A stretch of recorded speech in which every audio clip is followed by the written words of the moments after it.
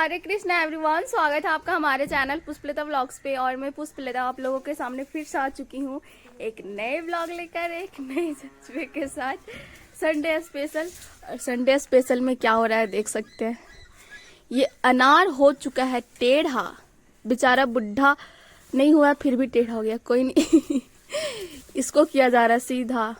अबर में ज्यादा अनार फला है मम्मी पहले की अपेक्षा। अब धूप जाने लगा है ना, इसी वजह से।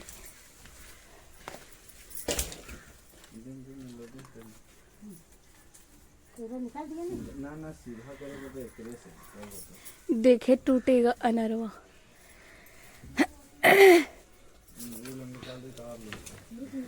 अब ये जितने भी पपीता का पेड़ है कोई काम का नहीं है, बस इसे काट देना है क्योंकि अब ये फलेगा नहीं। इधर केला है।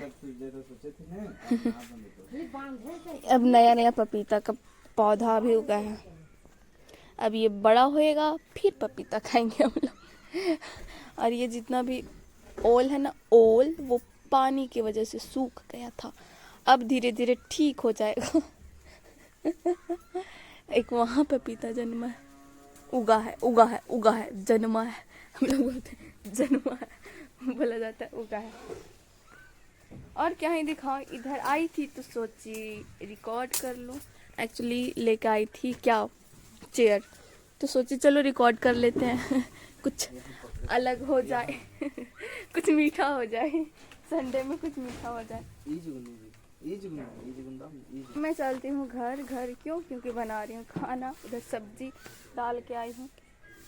ये रहा मेरा मोबाइल जिससे मैं रिकॉर्ड करती हूँ। बाहर में रिकॉर्ड कर रही हूँ तो अपने एचबी महोदय के मोबाइल से रिकॉर्ड कर रही हूँ। तो चलिए अब चलते हैं घर। क्यों घर और घर आई तो एक चीज दिखाती हूँ। मामा को देखिए क्या कर रहे हैं। आज हम लोग का करोड़ों का पैसा बचेगा। क्योंकि ये बना रहे हैं झाड़ू। जो क्या, किस चीज का पेड़, नारियल ना अर्चना, नारियल का पेड़ का जो पत्ता होता है ना, उसका झाड़ू बना रहे हैं। झाड़ू अर्चना कुमारी, उद्योग लगाएंगे अर्चना, है ना अर्चना? तो चलिए अब चलते घर में। खाना क्या बना रही है वो भी दिखा देती हूँ। थोड़ा अंधेरा आ रहा होगा तो उसे इग्नोर कीजिएगा। और खाने में है दाल, चना का दाल, इधर भिंडी का सब्जी, इधर मसाला तैयार कर रही हूँ, और इधर बन चुका है चावल, और इधर टमाटर का चटनी बना रही थी बट अभी रख दी हूँ क्योंकि दाल को खौलाना था। पहले फटाफट से खाना बना लेते हैं, उसके बाद में आप लोगों से आराम से मिलती हूँ। अब मेरा टाइमिंग हो चुका है माथे में अनियन वाटर लगाने का, क्योंकि मेरा बहुत ज़्यादा हेयर फॉल हो रहा है। पिछले बार जब हुआ था तो ऐसे ही ठीक हुआ था जैसे अभी कर रही हूँ। वो क्या कर रही हूँ, ये है अनियन वाटर एंड ये है ऑयल। सिस ऑयल, तो दोनों मिक्स करके और माथे में लगा लूँगी। पूरे दिन छोड़ दूँगी, रात छोड़ दूँगी, सुबह में कल धो लूँगी। इससे मेरा पिछले बार हेयर फॉल रुका था। अबर मैं देखती हूँ अबर में भी शायद काम कर जाए, क्योंकि मेरे पास कोई ऑप्शन है नहीं। मतलब ऑप्शन है नहीं के मामले में बहुत ज़्यादा हो रहा है तो मेरे को कुछ ना कुछ करना ही होगा, वरना मैं गंजी हो जाऊंगी। एक बात बताऊँ, पिछले बार हुआ था ना ऐसे, मैं रोने लगी थी। पता है क्या, क्यों? मतलब मेरे हस्बैंड जी ना मजाक से मेरा बाल खींचे थे। अब यहाँ नीचे का बाल खींचे थे, अब बाल खींचे ना, वहाँ पूरा का पूरा बाल निकल गया था। मतलब ऐसे पूरा बाल साफ वहाँ हो गया था। मेरे को लगा मुझे कुछ बीमारी वगैरह, कैंसर वगैरह तो नहीं हो गया, क्योंकि कैंसर वगैरह में ऐसा होता है। तो मैं बहुत रोई थी। डीपी बहुत डांटे हुई थी, पागल सा करेगी। फिर पापा बोले जाइए तेल वेल ले लीजिए। तब जाके फिर मेरा ठीक हुआ था। अनियन भी लगाई थी तो जाके ठीक हुआ था। फिर वही ट्राई कर रही हूँ, देखती हूँ शायद अबर में भी ठीक हो जाए। अब मैं आ चुकी हूँ स्टडी करने, और आज है संडे तो आप लोगों को पता ही है कि मेरा संडे का होता है फुल डे रिवीजन। तो आज मैं रिवीजन कर रही हूँ। हमारा टॉपिक था money market and capital market. तो मैं सोच रही हूँ चलो आप लोगों को शॉर्ट में बता देती हूँ कि मनी मार्केट क्या है। तो शॉर्ट से एक चीज़ मैं बताती हूँ कि जो शॉर्ट टर्म के लिए लोन लिया जाता है, जो कम अवधि के लिए लोन लिया जाता है, उसे मनी मार्केट कहा जाता है। उसी प्रकार से हमारा कैपिटल मार्केट होता है, ये लॉन्ग टाइम के लिए लोन लिया जाता है, तो इसे कैपिटल मार्केट कहते हैं। इस दोनों में ये अंतर होता है ना कि समय का अंतर होता है बस। जो अवधि का अंतर होता है ना, वही कैपिटल मार्केट और मनी मार्केट को एक दूसरे से अलग करते हैं। तो ये हमारा हो गया शॉर्टकट में, इसका कुछ लंबा ही विवरण है तो मैं उतना तो नहीं बताऊंगी, बट जब तक मैं पढ़ रही हूँ तब तक मैं आप लोगों को उससे बताती हूँ। आज रिवीजन कर रही हूँ तो रिवीजन के बारे में ही बता देती हूँ कि जब भी हम यूपीएससी का प्रिपरेशन करते हैं ना, तो हम सिलेबस तो कवर अप करते जाते हैं, बट हम शायद रिवीजन करना भूल जाते हैं। मतलब रिवीजन में इंटरेस्ट होता नहीं, इंसान बोर हो जाता है एक ही चीज़ लिखते। क्योंकि मेरा तो यही फार्मूला होता है कि जब तक मेरे दिमाग में आएगा नहीं तब तक मैं लिखती रहूँगी, तो इंसान ना बोर हो जाता है रिवीजन करने में। तो आप क्या कर सकते हैं ना, रिवीजन का मैं एक आपको टेक्निक बताती हूँ।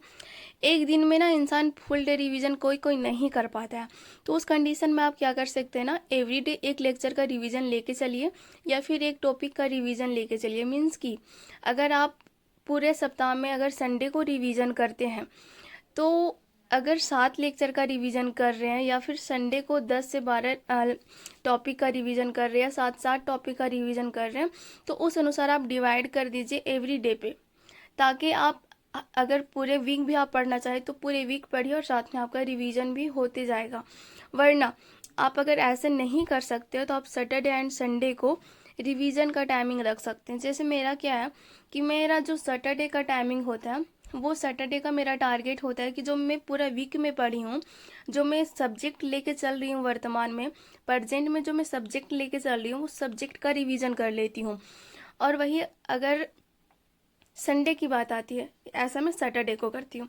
अगर संडे की बात आती है तो संडे को मैं क्या करती हूँ ना, कि जो मैं पहले पढ़ चुकी हूँ, जैसे मेरा अगर पॉलिटी कंप्लीट हो चुका है, वो मेरा कंप्लीट है, तो उसका मैं लेक्चर उठाती हूँ, मैं रिवीजन करती हूँ। मैं टारगेट बना लेती हूँ, आज संडे है तो संडे को मेरे को 7 लेक्चर रिवीजन करने हैं, 8 लेक्चर रिवीजन करने हैं, 7 टॉपिक रिवीजन करने हैं, 8 टॉपिक रिवीजन करने हैं। तो इस प्रकार से मैं रिवीजन करती हूँ। साथ में आंसर राइटिंग प्रैक्टिस करने होते हैं तो आंसर राइटिंग प्रैक्टिस करती हूँ, पीवाईक्यू करने होते हैं तो पीवाईक्यू करती हूँ, एमसीक्यू करती हूँ, टेस्ट देती हूँ। मेरा मतलब मैं टारगेट बेसिस काम करती हूँ। मैं हर संडे को टारगेट बना लेती हूँ कि मेरे को इस संडे को इस सब्जेक्ट का रिवीजन करना है, इस सब्जेक्ट का पीवाईक्यू देखना है, इस सब्जेक्ट का टेस्ट देना है। तो अगर आप भी ऐसे यूपीएससी का प्रिपरेशन कर रहे हैं तो टारगेट बेसिस आप पढ़ सकते हैं। और इसी में आज ही मेरे पास कॉल आया, पीडब्ल्यू से कॉल आया था कि क्या आप अच्छे से पढ़ पा रहे हैं, कितना समय दे रहे हैं, क्या आपको कोई परेशानी हो रही है। तो अचानक मेरे को सडनली याद आ गया, तो सोची चलो मैं आप लोगों से शेयर कर देती हूँ। तो चलिए आप हमारे ब्लॉग में कंटिन्यू बने रहें, और यदि आप हमारे चैनल पर नए हो तो चैनल को सब्सक्राइब करना ना भूलें। फर्स्ट सेशन कंप्लीट करके मैं आ चुकी हूँ छत पे, और आज का वेदर देख रहे हैं, बादल कितना मस्त, मतलब घुमड़ घुमड़ जैसा है। मतलब जैसा लग रहा है ना आर्टिफिशियल है, मतलब रियलिस्टिक लग ही नहीं रहा है। देख रहे हैं किस तरीके से बादल बहुत नज़दीक में है ना, जिसके कारण ऐसा लग रहा है। देखिए मस्त लग रहा है ना, कमेंट करके बताइएगा क्या आप लोगों का गांव में भी ऐसा ही कुछ मौसम का हाल है, तो ये भी ज़रूर बताइएगा। पहुंच चुकी हूँ स्टडी रूम में, और स्टडी करते करते मैं बोर हो रही थी, मतलब रिवीजन करते करते मैं बोर हो रही थी, तो सोची चलो मैं आप लोगों से ही बात कर लेती हूँ। और हाँ, सबसे जरूरी बात, आज मैं थोड़ा मेरा फेस वगैरह थोड़ा अजीब लग रहा होगा, पहला।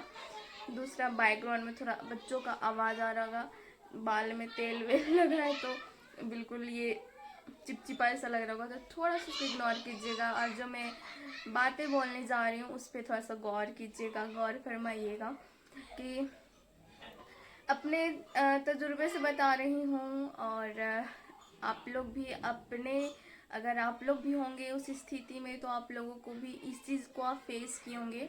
एक चीज़ मैं बताती हूँ जो ज़िंदगी के बारे में है, स्टडी से रिलेटेड नहीं है, बट मुझे लगता है कि स्टडी से ज़्यादा रिलेटेड ये ज़िंदगी को जीना है। तो ज़िंदगी के बारे में एक चीज़ बताती हूँ। लड़की लकड़ी बोलने जा रही थी, लड़का और लड़की के बारे में कुछ, कि पता है जब एक पुरुष होता है ना, पुरुष लड़का जब होता है ना, तो वो कितना भी वेल एजुकेटेड हो, कितना भी उसमें बोला जाता है ना कि अभी क्षमता हो, या फिर बोल सकते हैं कि कितना भी उसमें टैलेंटेड, वो कितना भी टैलेंटेड हो, लेकिन अगर उसके पास जॉब नहीं है ना, अगर वो उसके पास इनकम सोर्स नहीं है, अगर वो अच्छे पोजीशन पे नहीं है, तो वो कितना भी सुंदर हो, कितना भी वेल एजुकेटेड हो, उसे कोई वैल्यू नहीं देता। आज का डार्क रियलिटी है।